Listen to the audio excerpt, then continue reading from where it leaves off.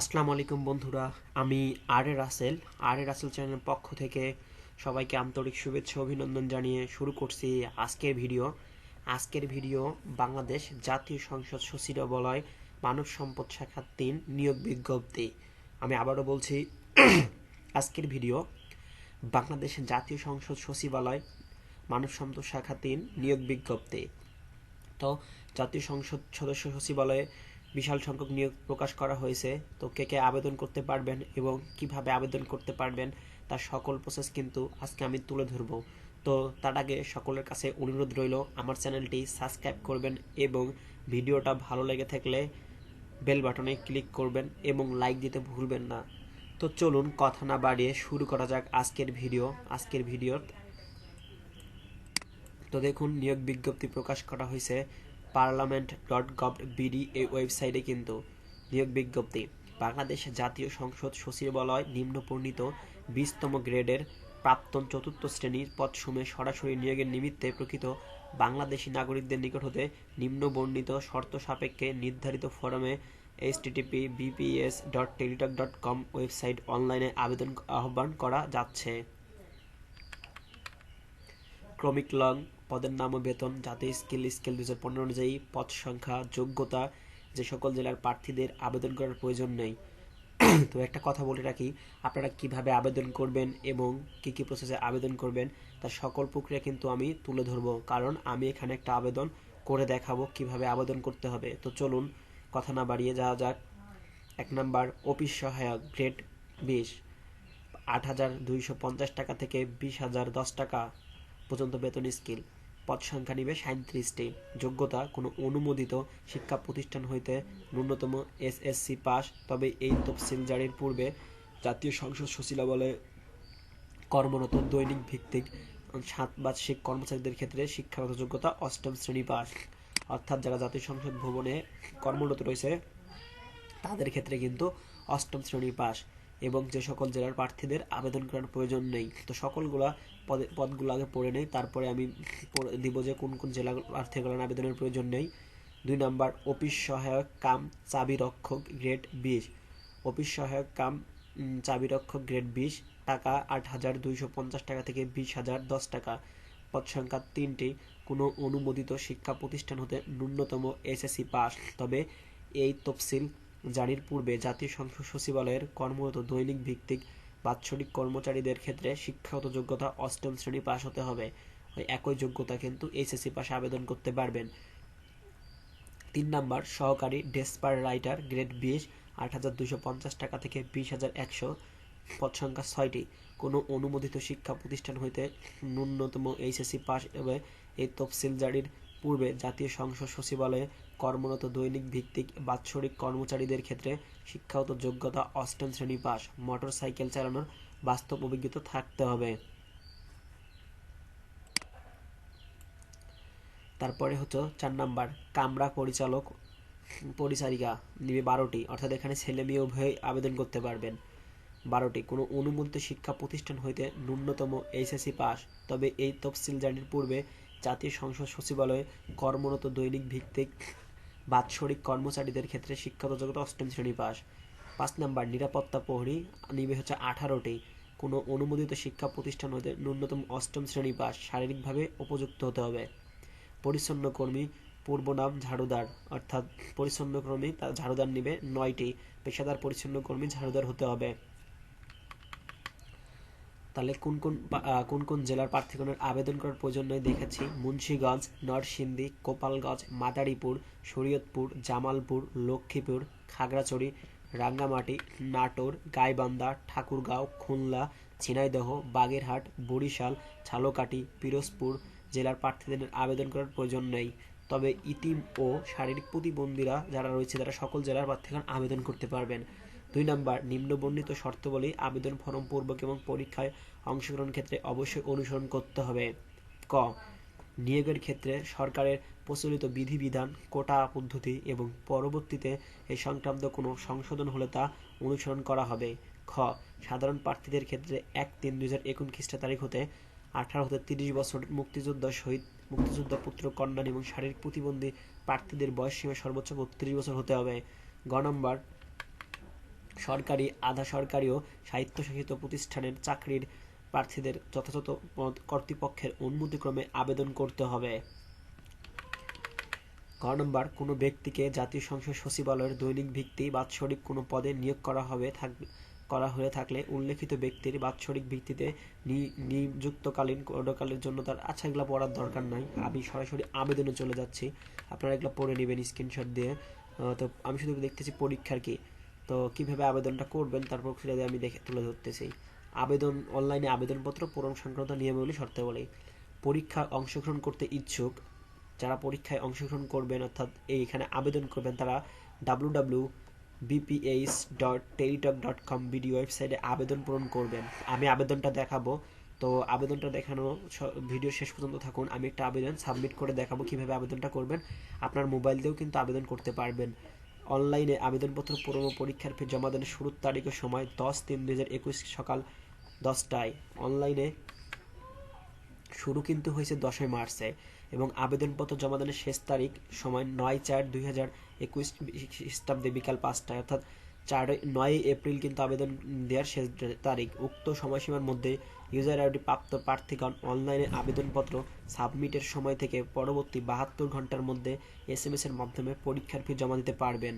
অনলাইনে আবেদনপত্র প্রার্থী তার রঙিন ছবি দিতে হবে, এখানে কিন্তু রঙিন ছবি দিতে হবে, দীর্ঘ হবে 300 পিক্সেল বাই 300 পিক্সেল, স্বাক্ষর হবে 300 বাই এত পিক্সেল, স্ক্যান। আমি কিন্তু এখানে আবেদন করব অফিস সহকারী পদে। তো বন্ধুরা, তো কিভাবে আবেদন করবে চলুন আমি দেখাচ্ছি কোন পদে আমি আবেদন করব। আমি কিন্তু আবেদন করব হচ্ছে হলো এই যে এই পদে, অফিস সহায়ক পদে। অফিস সহায়ক 37টি পদে কিন্তু আবেদন প্রক্রিয়া চলবে। তো কিভাবে আবেদন করবেন তার সকল করে দেবেন।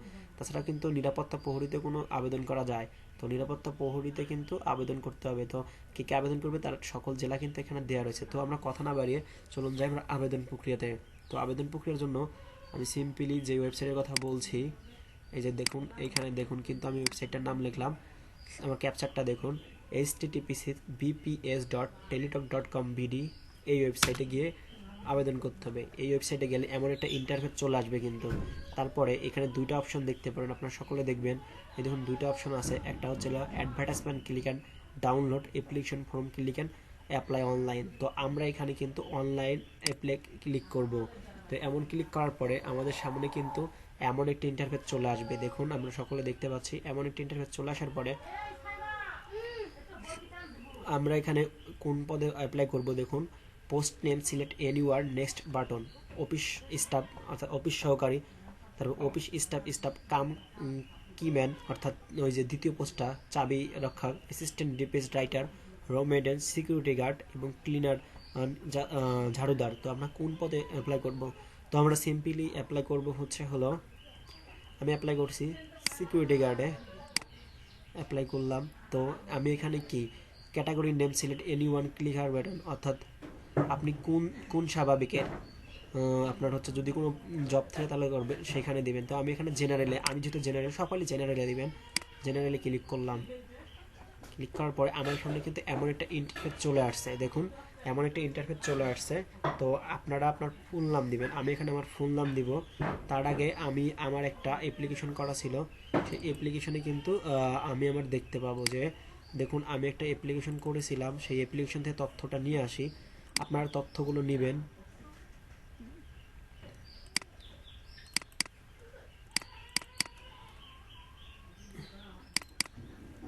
এই যে আমি এখান থেকে আমার তথ্যগুলো নিব। তো আমার নাম হচ্ছে হলো এমডি রাসেল আহমেদ, আমি এটা কপি করলাম। দেখুন এই যে আমি এখানে দিব আমার নাম এমডি রাসেল আহমেদ, তারপরে ফাদার নেম এমডি আব্দুল হক এবং মাদার নেম হচ্ছে হলো মোস্ট রেহানা পারবিন এবং আমার ডেট অফ বার্থ ডে হচ্ছে হলো 11ই ডিসেম্বর, মান্থ হচ্ছে হলো ডিসেম্বর এবং 1999 সালে, 1999 সালে কিন্তু আমার জন্ম। তো 1999 সাল আমি দিচ্ছি, এই যে 1999 সাল। এবং আমার জেন্ডার, আপনারা জেন্ডার সিলেক্ট করবেন। আমি যেহেতু মেল অর্থাৎ মেল দিবেন, যারা মেয়ে তারা ফিমেল দিবেন। এবং ন্যাশনালিটি বাংলাদেশি, রিলিজিয়ন কিন্তু ইসলাম দিবেন, ইসলাম। তারপরে national ID card, yes national ID card এখানে দিবেন। এই যে আমার ন্যাশনাল আইডি কার্ড নাম্বার দিলাম। তারপরে আমার এখানে কিন্তু ডেট অফ বার্থ আছে ইয়েস, তো আমি এখানে আমার ডেট অফ বার্থ দিলাম। মেরিটাল স্ট্যাটাস আমি আনম্যারিড, সিঙ্গেল, যারা ম্যারিড তারা ম্যারিড দিবেন। ক্যাটাগরি কিন্তু জেনারেল, তো দেখুন এখানে কিন্তু ক্যাটাগরি জেনারেলে কিন্তু দিবেন। কোটা আমার নন কোটা। এখানে আরেকটা জিনিস, পাসওয়ার্ডের কোনো অপশন নেই, তো দরকার নেই। আপনারা যদি কোনো ভুল করেন তাহলে কিন্তু একটা নোটিফিকেশন দিবে। Care of MD Abdul Haq, home village, এই যে সব কিছু কিন্তু ঠিকঠাক আছে, আমি এখানে দিলাম। এখানে কিন্তু আপনারা হোম দিবেন, আপনার হোমেন দিবেন, ভিলেজ দিবেন, আমার ভিলেজ বল্লভ বিশু, কাউনিয়া ভূতছাড়া, কাউনিয়া রংপুর। তো এখানে আপনার গ্রামের নাম, পোস্ট অফিস এবং পোস্ট কোডটা দিবেন। এখানে ডিস্ট্রিক্ট দিবেন কোন ডিস্ট্রিক্টে, তো আমি এখানে রংপুরের, তো রংপুরের দিচ্ছি। আমি এখানে দেখাচ্ছি রংপুরের।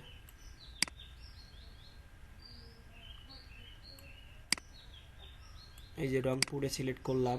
তারপরে উপজেলা, আমার উপজেলা কাউনিয়া, তো আমি কাউনিয়াতে সিলেক্ট করতেছি, কাউনে দিলাম। ভূতছড়া পোস্ট অফিস এবং পোস্ট কোড 5440। তো আমি এখানে আমার কিন্তু পার্মানেন্ট অ্যাড্রেসও সেম, তো সেম দিলাম। তারপরে আমার মোবাইল নাম্বার দিব, তো আমার মোবাইল নাম্বারটা দিলাম, কনফার্মেশন মোবাইল নাম্বার দিলাম, এবং আমার জিমেল নাম্বার কিন্তু দিয়ে দেওয়া হয়েছে। তো এখানে আমি এখানে কি দিব, আমার বিবিএসসি এসিএসসি রেজাল্ট, আমার সিলেক্ট অন ক্লাস 8-এ দেওয়া যাবে, ইনস্টিটিউট অফ, এখানে ক্লাস 8-এর আর কি সার্টিফিকেট দিছে, তো আমি এখানে দিচ্ছি। স্কুল নেম হচ্ছে শহীদ বাগ, আমার এখানে স্কুল নেম আছে, তো আমি স্কুল নেম এখানে নিয়ে আসতেছি। Shahid Bagh school and college, Shahid Bagh. আমার স্কুলের নাম দিচ্ছে SHASID BAG Shahid Bagh, BIG Bagh, SIGH high, ACHSCH school, Shahid Bagh high school. তো আমার পাস রেজাল্ট কিন্তু পাসিং ইয়ার 2000, জিএসসি পাস করছে 2014 সালে এবং পাসিং ইয়ার পাস। তো এখানে দেখবো এইচএসসি, তো আমার বোর্ড হচ্ছে দিনাজপুর, আমরা দিনাজপুর সিলেক্ট করব।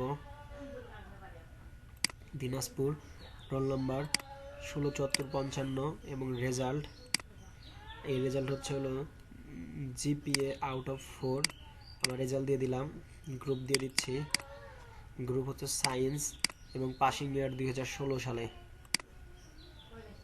2016। এবং এখানে এসএসসি ডিপ্লোমা ইঞ্জিনিয়ারিং দিলাম।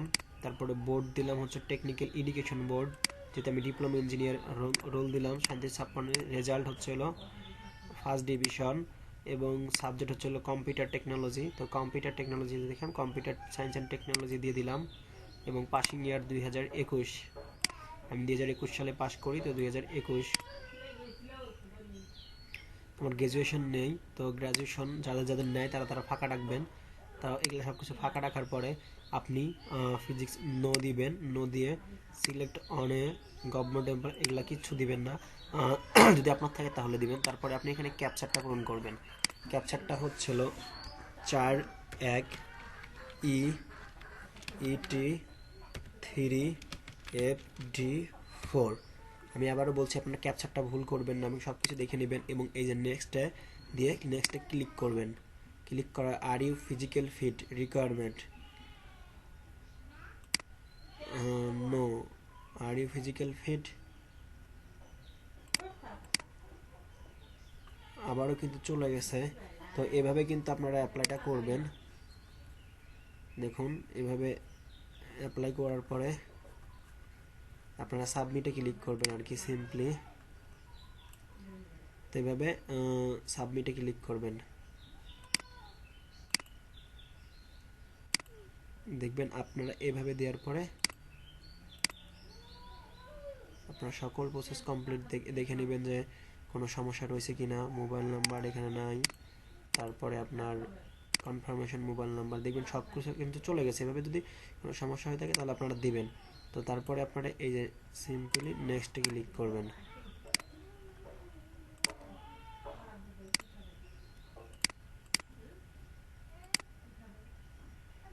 আর you physical fit? Oh yes, I am physical fit. তো এভাবে কিন্তু আপনার সম্পূর্ণ ক্লিয়ার করুন। আমি দেখে নিচ্ছি কোথাও ভুল হয়েছে কিনা।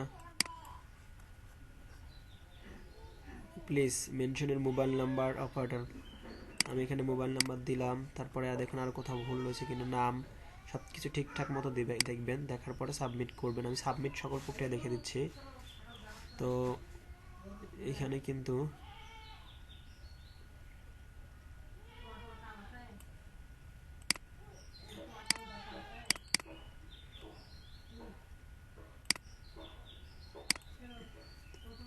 আপনারা এখানে ক্লিক করে দিবেন, সমস্যা নাই। তো যদি থাকে তাহলে দিবেন, না হলে নাই। দেখুন কোনো সমস্যা রয়েছে কিনা,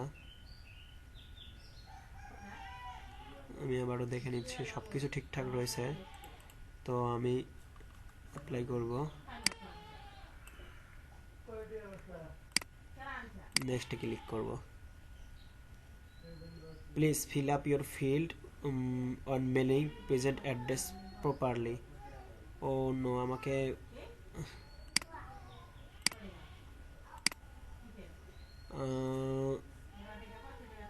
পেমেন্ট অ্যাড্রেসটা দেওয়া হয়নি।